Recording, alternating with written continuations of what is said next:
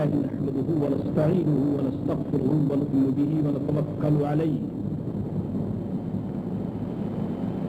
ونعوذ بالله من شرور أنفسنا ومن سيئات أعمالنا من يهده الله فلا مضل له ومن يضلل فلا هادي له أشهد أن لا إله إلا الله وحده لا شريك له ونشهد أن سيدنا ونبينا وشفيعنا وحبيبنا ومولانا محمدا عبده ورسوله أما بعد فأعوذ بالله من الشيطان الرجيم بسم الله الرحمن الرحيم يرفع الله الذين آمنوا منكم والذين أوتوا العلم درجات صدق الله مولانا العظيم وصدق رسوله النبي الكريم ونحن على ذلك لمن الشاهدين والشاكرين والحمد لله رب العالمين عالمین اور عالمین کے پیشوا حضرت محمد مصطفیٰ صلی اللہ تعالی علیہ وسلم کی بارگاہ میں درود و سلام عرض کیجیے۔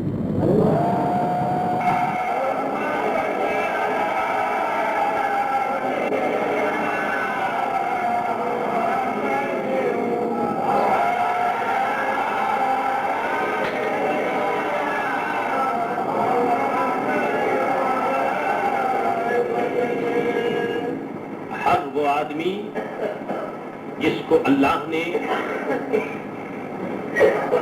عقل عطا فرمائی، سوچنے اور سمجھنے کی صلاحیت جن لوگوں کو اللہ نے دی، وہ اس حقیقت سے واقف ہیں اور اچھی طرح جانتے ہیں کہ آدمی اس دنیا میں اس لیے پیدا کیا گیا کہ وہ اللہ کی معرفت حاصل کرے، اللہ کو جانے، اس کے رسول صلی اللہ تعالی علیہ وسلم کو پہچانے اور اس جاننے اور پہچاننے کے مطابق عمل کرے اور اطاعت کرے۔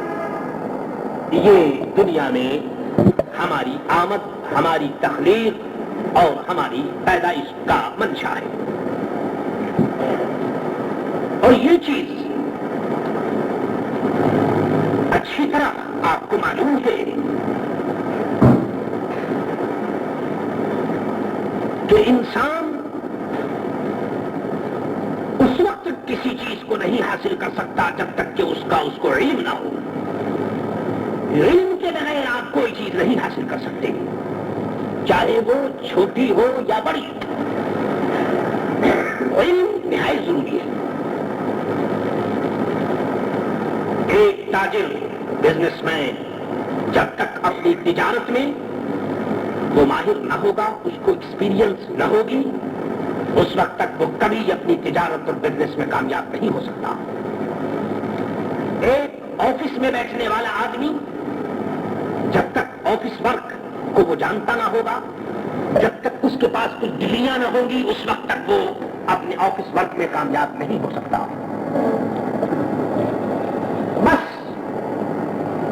اس مثال کو اپنے سامنے رکھیے اور ذہن میں اس کو جگہ دینے کی کوشش کیجیے کہ اگر یہ بات صحیح ہے اور یقیناً صحیح ہے تو پھر اس دنیا میں، جیسا کہ ابھی آپ نے سنا، کہ یہ انسان کی ڈیوٹی ہے کہ ہم اللہ کو جانیں، اللہ کی معرفت کو حاصل کریں اور اس کے آخری رسول حضرت محمد مصطفیٰ صلی اللہ تعالی علیہ وسلم کی معرفت بھی ہمیں حاصل ہو۔ اور ظاہر ہے کہ اللہ کی معرفت یا اس کے پیارے نبی صلی اللہ تعالی علیہ وسلم کی معرفت اس وقت تک نہیں حاصل ہو سکتی جب تک کہ علم ربانی ہمارے پاس نہ ہو، یعنی وہ علوم، وہ نالج جب تک ہمارے پاس نہ ہوں گے کہ جو علوم ہمیں اللہ تعالیٰ کی معرفت اور اس کے رسول کی معرفت تک پہنچا دیں، اس وقت تک ہم اللہ تبارک و تعالیٰ کی معرفت اور اس کے پیارے نبی صلی اللہ تعالیٰ علیہ وسلم کی معرفت کو نہیں حاصل کر سکتے۔ یہ عجیب بات ہے کہ مسلمان اچھی طرح جانتا ہے کہ اس دنیا میں لمیٹڈ لائف کے لیے وہ دنیا میں آیا. اس کو یہاں پر رہنا تھوڑے دنوں کے لیے, کھانا پینا بھی اس کا لمیٹڈ ہے, بال بچے اولاد بیوی یہ جتنے پروگرام ہیں اس کے یہ سب لمیٹڈ ہے. حیرت ہوتی ہے اور تعجب ہوتا ہے کہ لمیٹڈ پروگرام کے لیے, تھوڑی سی زندگی کے لیے, پیٹ کو بھرنے کے لیے, اپنے پیٹ کو اور اپنی اولاد کے پیٹ کو بھرنے کے لیے انسان ہر جائز اور ناجائز کام کر بیٹھتا ہے. صبح سے شام تک نئے نئے پروگرام بناتا ہے. اس کا منشا اور مقصد صرف یہ ہے کہ کسی طرح اس کا پیٹ بھر جائے اور اس سے جو متعلق ہے ان کا پیٹ بھر جائے. میرے دوستو, ایک طرف ہماری جدوجہد یہ ہے, لیکن دوسری طرف جب ہم دیکھتے ہیں کہ اللہ تعالیٰ کی معرفت کو کیسے حاصل کی جائے, اس کے نبی صلی اللہ تعالیٰ علیہ وسلم کے متعلق ہم علم کیسے حاصل کریں, اسلام نے جو ہمیں گائیڈ کیا ہے, اسلام نے جو ہمیں راستہ بتایا ہے, اس راستے کو ہم کیسے اختیار کریں, تو اس کے لیے ہمارے پاس کوئی پروگرام نظر نہیں آتا. یعنی دنیا کو تو حاصل کرنے کے لیے ہم سب کچھ کرتے ہیں, رات دن کوشش کی جاتی ہے, ہم بڑی سی بڑی ڈگری حاصل کرتے ہیں اور رات دن کی کوششوں کے بعد نتیجہ یہی تو نکلتا ہے کہ کچھ پیسے ہمیں زیادہ مل جاتے ہیں, ہم سمجھتے ہیں کہ عیش و آرام میں ہماری زندگی بسر ہوگی. بس پوری جدوجہد کا اور انسانی ٹرائی اور انسانی کوشش کا یہ نتیجہ دیکھنے میں آتا ہے کہ دنیا کی زندگی وہ یہ سمجھتا ہے کہ بہتر زندگی ہمیں حاصل ہو گئی. لیکن میرے دوستو خوب یاد رکھو, جہاں تک اچھی زندگی کا تعلق ہے تو یہ اللہ کے فضل و کرم کے بغیر اچھی زندگی تو مل ہی نہیں سکتی. اچھی زندگی نہ تو ڈگریوں سے حاصل ہوتی ہے, اچھی زندگی نہ تو سرمایے سے اور پیسے سے حاصل ہوتی ہے, اور اچھی زندگی نہ تو کسی میجریٹی سے حاصل ہوتی ہے. اچھی زندگی تو وہی زندگی ہے کہ جو زندگی اللہ تبارک و تعالیٰ کی طرف سے ایک نعمت کی صورت میں ملتی ہے, وہ زندگی اچھی. آپ ہی خیال کر لیجیے, ایک آدمی کے پاس ڈگری بھی ہو, اس کے پاس بہت سے پیسے بھی ہو, لیکن پیس آف مائنڈ اس کے پاس نہ ہو, ریسٹ آف ہارٹ اس کے پاس نہ ہو, دل بے چین ہو, دماغ کو سکون نہ ہو, تو بتائیے کہ وہ اس ڈگری سے کبھی سکون حاصل نہیں کر سکتا. اس کے پاس آگے اور پیچھے پیسے کے انبار لگے ہوئے ہو, اس کے پاس منی ہو, سبھی کچھ ہو, لیکن اس کو سکون نہ ہو, اس کو اطمینان اور چین نہ ہو, تو بتائیے اس روپے سے کیا وہ حاصل کر سکتا ہے. معلوم یہ ہوا کہ اطمینان اور چین جو ہے وہ اور چیز ہے, اور دنیا کی عزت اور دنیا کا روپیہ پیسہ وہ اور چیز ہے. عرض یہ کر رہا ہوں کہ جب ہم دنیا کو حاصل کرنے کے لیے اتنی جدوجہد کرتے ہیں تو کبھی ہم نے یہ بھی سوچا کہ دین کو حاصل کرنے کے لیے ہمیں کیا کرنا چاہیے. آج آپ مسلمانوں کے پرسنٹیج کو دیکھ لیجیے, مسلم پرسنٹیج کو دیکھنے کے بعد آپ کو 99 نہیں بلکہ 100% ایسے اسٹوڈنٹ اور ایسے لوگ ملیں گے کہ جن کی یہی کوشش ہوتی ہے کہ وہ دنیا کے علم کو اور دنیا کے نالج کو حاصل کریں. لیکن دین کے لیے بھی کسی نالج کی ضرورت ہے, دین کے لیے بھی کچھ ہم کو حاصل کرنا چاہیے, دین کی سیفٹی کے لیے اور اپنے آپ کو شیطان سے بچانے کے لیے, اور اس دنیا کی کامیابی اور اس دنیا کی کامیابی کے لیے بھی کچھ کرنا چاہیے. اس کے لیے میرے دوستوں ہم کوئی کام کرتے نظر نہیں آتے. یہی وجہ ہے کہ ہماری قوم آج دین سے دور ہوتی چلی جا رہی ہے, کیونکہ جب تک دین کو حاصل نہیں کریں گے دین کیسے ملے گا. دین یہ اتنا آسان تو نہیں کہ گھر بیٹھے مل جائے, اس کے لیے کچھ نہ کچھ کوشش کرنی چاہیے, کچھ جدوجہد کرنی چاہیے. آپ اندازہ کیجئے کہ حضرت ابو الدرداء رضی اللہ تعالی عنہ دمشق کی جامع مسجد میں بیٹھے ہوئے, اور مدینے طیبہ سے ایک آدمی پاؤں سے چل کر کے دمشق پہنچتا ہے. آنے والے کا مقصد منشا کیا تھا؟ آنے والا کیوں آیا؟ کھانے کمانے کے لیے نہیں آیا، کسی اور منشا اور مقصد کے لیے نہیں آیا. آنے والے کا مقصد صرف یہ تھا کہ وہ سرکار دو عالم صلی اللہ تعالی علیہ وسلم کی ایک حدیث حضرت ابو الدرداء رضی اللہ تعالی عنہ سے سن لے. ایک حدیث کو سننے کے لیے 3 مہینے کا سفر کیا جاتا ہے، پاؤں سے پیدل چل کر کے. مدینے سے دمشق آیا جاتا ہے صرف اس لیے کہ سرکار دو عالم صلی اللہ تعالی علیہ وسلم کی ایک حدیث کا علم ہو جائے.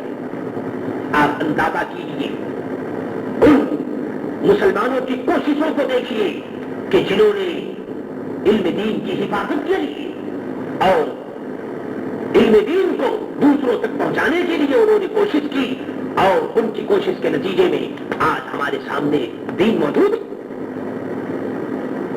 قرآن کریم نے اعلان کیا کہ اللہ تبارک و تعالیٰ ان کے درجات بلند فرمائے گا جو لوگ ایمان والے ہیں اور جو لوگ علم والے ہیں. یاد رکھیے علم سے مراد وہ علم نہیں کہ جس کے ذریعے سے ہم دنیا حاصل کریں، بلکہ علم وہی علم ہے اور اچھا اور کامل علم ہے جس علم کے ذریعے ہمیں اللہ تبارک و تعالیٰ کی معرفت اور اس کے رسول صلی اللہ تعالی علیہ وسلم کی معرفت حاصل ہو. آپ دنیا کی دوسری قوموں کو آپ دیکھیں گے تو ان کے یہاں جہاں سائنس میں ریسرچ ہوتی ہے، جہاں فلسفے کے اسکالر ہوتے ہیں، جہاں دوسرے علوم کے اندر کوشش کی جاتی ہے، وہاں مذہبیات اور دینیات میں بھی وہ لوگ کوشش کرتے ہیں. لیکن جب ہم اپنا حال دیکھتے ہیں تو ہمارے یہاں میٹیریل نالج کا دور ہے، لیکن اسلامی علوم کی طرف، قرآن اور حدیث کی طرف، مسائل شرعیہ کی طرف تو میرے دوست مسلمانوں کو توجہ نہیں ہوتی. مسلمانوں کے پاس فرصت نہیں، مسلمانوں کے پاس اس کا موقع نہیں. اندازہ کیجئے کس قدر افسوس ہوتا ہے کہ ایک مسلمان کے گھر میں 4 5 6 7 8 لڑکے ہوں. ان لڑکوں میں سے اتنی توفیق نہیں ہوتی کہ جہاں 4 5 لڑکے دنیا کے علوم حاصل کر رہے ہوں تو ایک آدھ لڑکے کو تو دین کے علم کے لیے کوئی تیار کرے، دین کے علم کے لیے کوئی کوشش کی جائے. عزیزوں اور دوستوں یاد رکھو، جب تک ہم علم دین حاصل نہیں کریں گے اس وقت تک دین کی حفاظت کیسے ہو سکتی ہے؟ آج یہی وجہ ہے کہ دین اور دنیا کے اندر سیپریشن ہوتا چلا جا رہا ہے. جو دنیا میں ہے اس کا دین سے کوئی تعلق نہیں، اور جو لوگ دین میں ہیں ان کا دنیا سے کوئی تعلق نہیں. یہ اختلاف آپس میں بڑھتا چلا جا رہا ہے. اس کی وجہ یہی ہے کہ دنیا کی سرکل سے کوئی آدمی دین کی طرف آنے کی کوشش نہیں کرتا. یاد رکھو اسلام کا حکم ہے، اسلام نے ہم سے کہا کہ فلولا نفر من كل فرقة منهم طائفة ليتفقهوا في الدين ولينذروا قومهم اذا رجعوا اليهم لعلهم يرجعون.